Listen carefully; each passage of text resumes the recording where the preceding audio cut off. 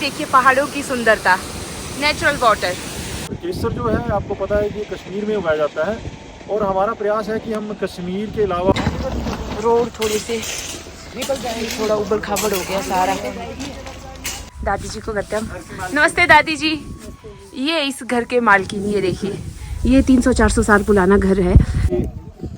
केसर के कॉर्म्स हैं, टेक्निकल भाषा में इसको कॉर्म बोलते हैं। और जो कॉर्म की जो गहराई है वो भी कम से कम आप देख सकते हैं कि 10 से 12 सेंटीमीटर गहरा लगाना है।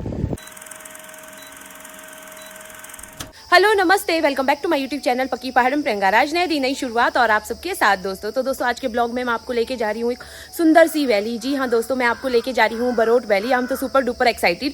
अब हम बरोट वैली क्यों जा रहे हैं ये तो आपको ब्लॉग देख के ही पता चलेगा। तो चलिए दोस्तों बिना किसी देरी के ब्लॉग शुरू करते हैं। So let's start the video. हम बरोट वैली के लिए जा रहे थे तो हमने सोचा कि हम बीड़ बिलिंग और ये राजगुंदा वैली से होकर जाएंगे। तो ये देखिए सामने आपको दिख रही होंगी बहुत ही सुंदर धौलाधार रेंज। बहुत सुंदर लग रहा है यहाँ पे, बहुत ही अच्छी लोकेशन है दोस्तों। ये देखिए नीचे आप व्यू देखिए, यहाँ से मैं आपको व्यू दिखाती हूँ। ये देखिए बहुत ही ऊंचाई पे आ चुके हैं और साथ में ठंडी ठंडी हवा। तो बस अभी यहाँ थोड़ी देर के लिए रुके हैं और यहाँ पर देखिए बहुत सारे ग्लाइडर्स उड़ रहे हैं यहाँ पे। तो बहुत अच्छा लग रहा है, थोड़ा सा रिफ्रेशिंग भी हो गया और काफ़ी देर से ट्रैवल कर रहे थे तो अच्छा हो गया सोने पे सुहागा। अब चलते हैं आगे।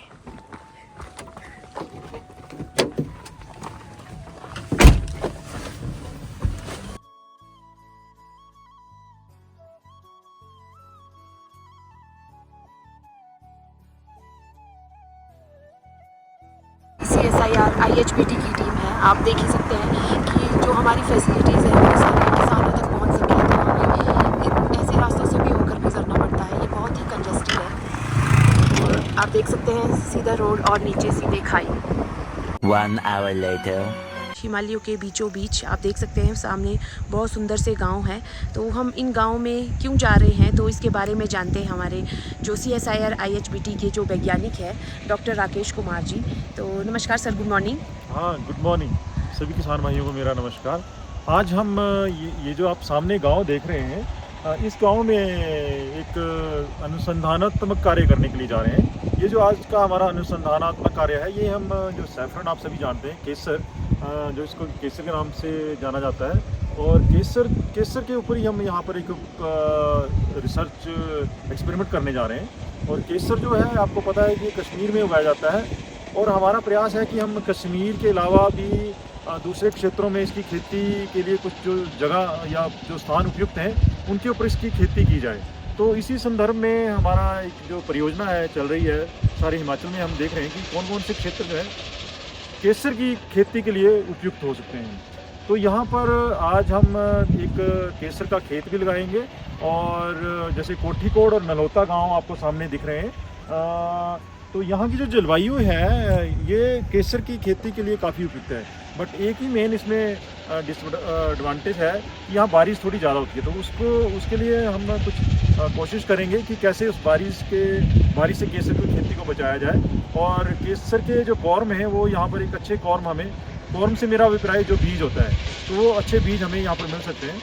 अगर केसर के बीज ही हम यहाँ पर पैदा कर लें तो केसर के बीजों की काफ़ी अच्छी मार्केट है, काफ़ी डिमांड है। क्योंकि आपको पता होगा कि केसर का अभी तक जो है खेती JNK का जो कश्मीर या किश्तवाड़ का जो इलाका है वहीं पर ही हमें केसर के बीज मिलते हैं। तो हमारा प्रयास यही है कि हिमाचल में भी कुछ जगहें जो उपयुक्त हैं केसर के लिए, वहाँ पर केसर के खेती को लगाया जाए और प्रयोगात्मक प्रयोग किए जाएँ ताकि हमें एक अच्छी साइट मिल सके केसर के कॉर्म्स को पैदा करने के लिए। इतनी सुंदर पहाड़ियाँ हो तो इन पहाड़ियों पे कौन नहीं आना चाहेगा। तो अभी सब बता रहे थे कि जो ये आपको सामने दिख रहे हैं ना छोटा सा ग्रीन सा यहाँ पे, कि यहाँ पर आमिर खान भी आए थे, कुछ दिनों के लिए यहाँ पर रुके थे। तो देखिए ऐसी पहाड़ियों पे कौन नहीं आना चाहता। चलो जी अब चलते हैं हम आगे गांव की तरफ। A few minutes later. ये आप देख सकते हैं यहाँ पे सामने किस तरह से गांव के लोगों की मेहनत देख सकते हैं आप। यहाँ पर फ्रेश हमारी जो गोभी है जिसे बोल सकते हैं हम कैबेज, ये देखिए यहाँ पे तो लोग किस तरह से इनको इसमें ढो के लाते हैं खच्चर पे। और यहाँ पर आप सामने देख सकते हैं फिर गाड़ियों में इसको इस तरह से पैक किया जाता है और इसी तरह से इसको मार्केट में ले जाया जाता है। तो देख सकते हैं आप लोगों की मेहनत। कहते हैं ना पहाड़ी लोग बहुत मेहनती होते हैं, तो आप देख ही सकते हैं मतलब कितनी नीचे से ये लोग इसको लेके आ रहे हैं। हम जितनी हमें जल्दी लगी उतनी हमें देरी हो रही है। देखिए यहाँ पर कितना ऊबड़ खाबड़ है, यहाँ पे ये पूरा काम चला है, यहाँ पर रेते का बजरी का रोड बन रहे हैं। लोकेशन इतनी सुंदर है बट रोड थोड़े से थोड़ा ऊबड़ खाबड़ हो गया सारा। देखिए कितना ऊंचाई तक है ये, है ना अक्षित? निकल जाएगी हमारी गाड़ी? हेलो करो एक बार। निकल गई।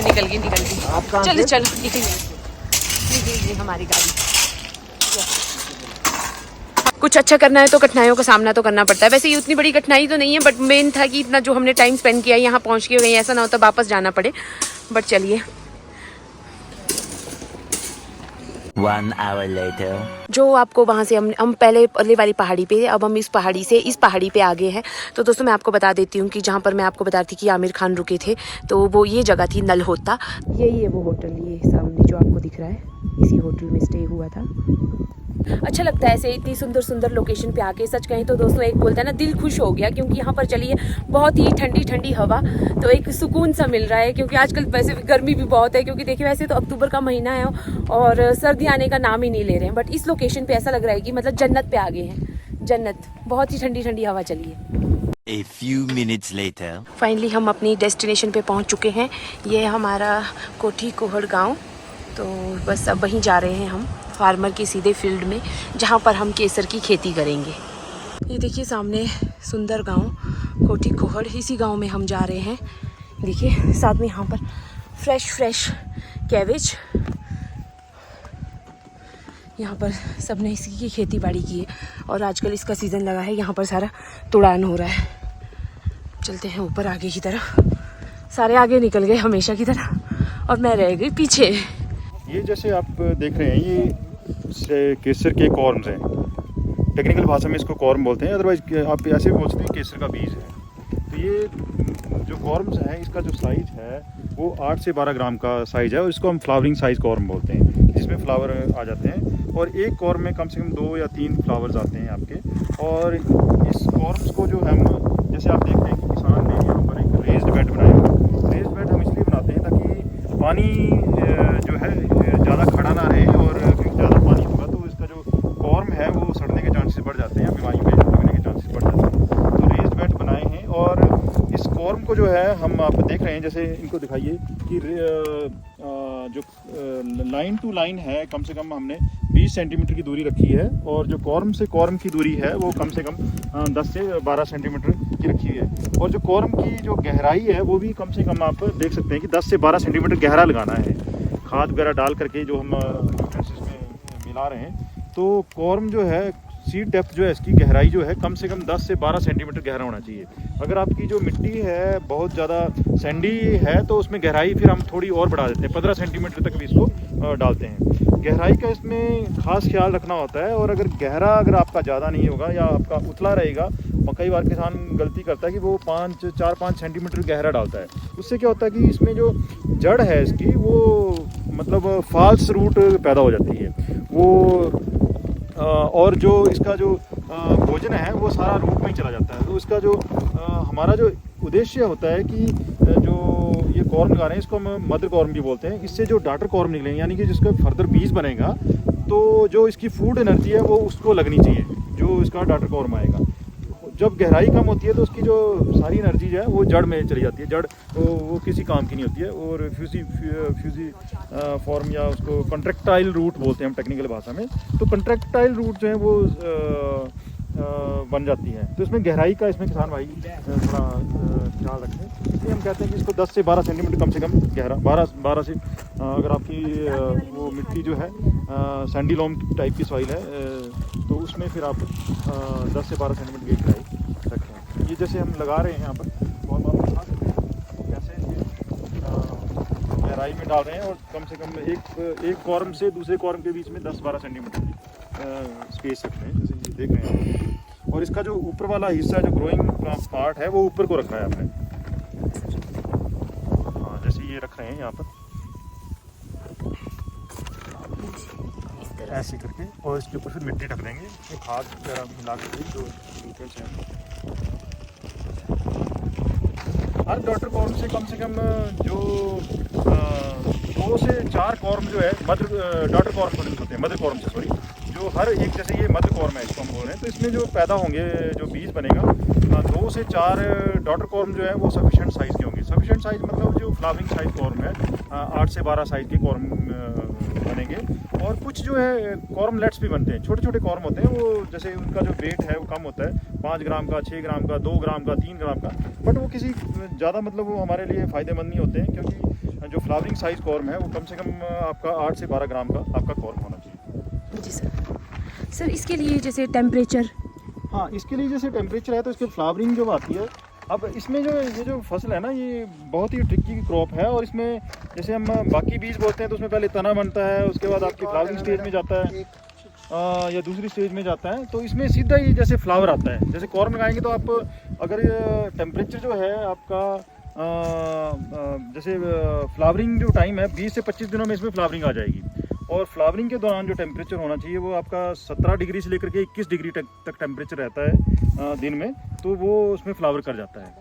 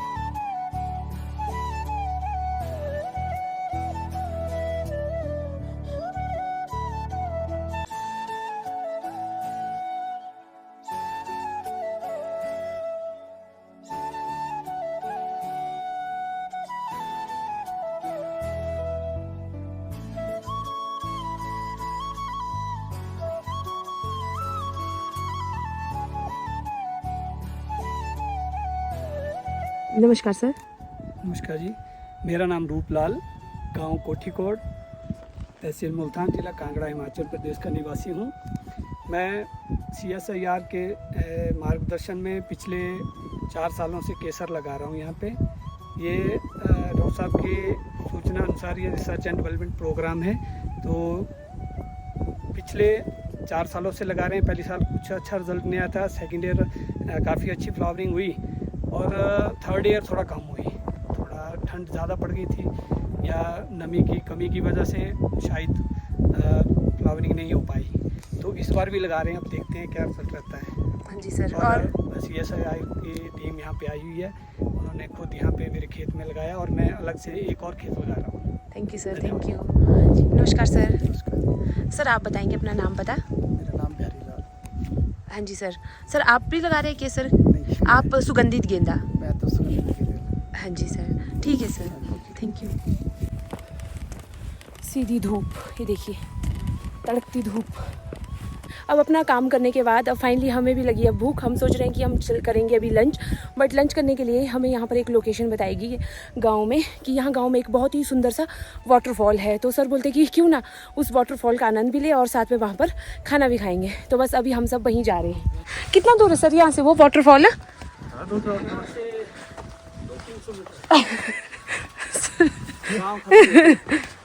अच्छा, 200-300 मीटर। बस गांव ख़त्म होते ही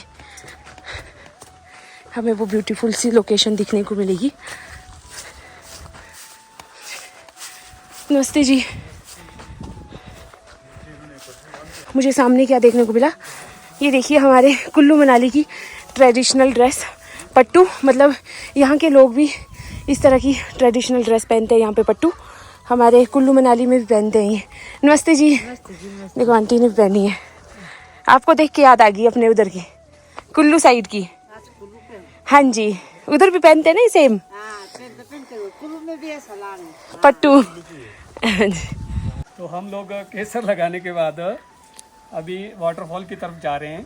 तो रास्ते में एक अपर कोट गांव पड़ता है, जो ये बहुत ही हेरिटेज विलेज है, बहुत पुराना गांव है। और इस गांव में सबसे पुराना घर ये वाला है जो लगभग 300-400 साल पुराना है। 300-400 साल पुराना घर है। 400 साल पुराना है। यहाँ दादाजी हैं, घर के मालिक हैं। नमस्ते जी। और ये इसमें ज़्यादातर लकड़ी का प्रयोग हुआ है हाँ जी सर। और बड़े बड़े पेड़ लगा रखे हैं इसमें, सीलिंग से लेके नीचे फर्श में। हाँ ये तो और कितना कम लग रहा है दिख इसका गैप। हाँ जी, हाँ जी सर। हाँ जी। और बहुत पुराना मकान है ये। इस गांव का सबसे पुराना, इस गांव का क्या, इस वैली का सबसे पुराना, इस वैली का ही सबसे पुराना घर। सबसे पुराना घर। हाँ जी सर। और ये आप आंगन में हम इसे गढ़ बोलते हैं। गढ़ मीन्स आंगन की बाउंड्री। हाँ जी सर। तो यहाँ पे बैठने के लिए भी हो जाता है और एक बाउंड्री भी होगी, बाउंड्री वाल की जैसा। पर ये ऐसा पूरा पत्थर पत्थर, ये पूरा पत्थर एक ही है, सिंगल पत्थर ये सिंगल देखिए। पत्थर है। हाँ जी। ये लगभग 6 मीटर तो होगा। हाँ जी, हाँ जी। 18 लगभग 6 मीटर। तो ये बुजुर्गों ने घसीट के लाया हुआ है। अच्छा जी। हाँ जी, ये पूरा पत्थर जी। बुजुर्गों ने लकड़, बड़ी बड़ी लकड़ी और रस्सी की सहायता से इसको यहाँ पे पहुँचाया हुआ हाँ है। जी। कितने दूर से दादाजी, कितने दूर से लाया ये, कितने दूर का रहा है? हाँ लगभग 500-600 मीटर। अच्छा जी। अच्छा जी। तो ये मतलब हाँ जी। तो हाँ जी, ये देखिए यहाँ पे दादी जी भी है। दादी जी को करते हैं हम। नमस्ते दादी जी। ये इस घर के मालकिन, ये देखिए, ये 300-400 साल पुराना घर है। तो ये तो बहुत टाइम बाद देखा ऐसा। और पर सबसे हैरानी की बात ये है, क्योंकि मैक्सिमम जगह पर आपने देखा होगा कि मतलब पत्थर तोड़ तोड़ के बनाया होता, बट ये इतने एक साथ इतना लंबा पत्थर पहली बार देखने को मिला। बहुत अच्छा घर है आपका दादाजी, बहुत अच्छा घर है आपका। लोग बुजुर्गों ने बनाया है, तो कहाँ यहाँ ऐसा बना सकते हैं लकड़ी का घर? नहीं पर अच्छा है, देखो आपने बुजुर्गों का जो ये अभी तक रखा हुआ है। लोग तो आजकल तोड़ ताड़ के नए घर बना रहे हैं। पत्थर नहीं है इसमें। हाँ जी। कपड़े पत्थर, लकड़ी लकड़ी सारा। हाँ जी, हाँ जी, हाँ जी, बहुत अच्छा है।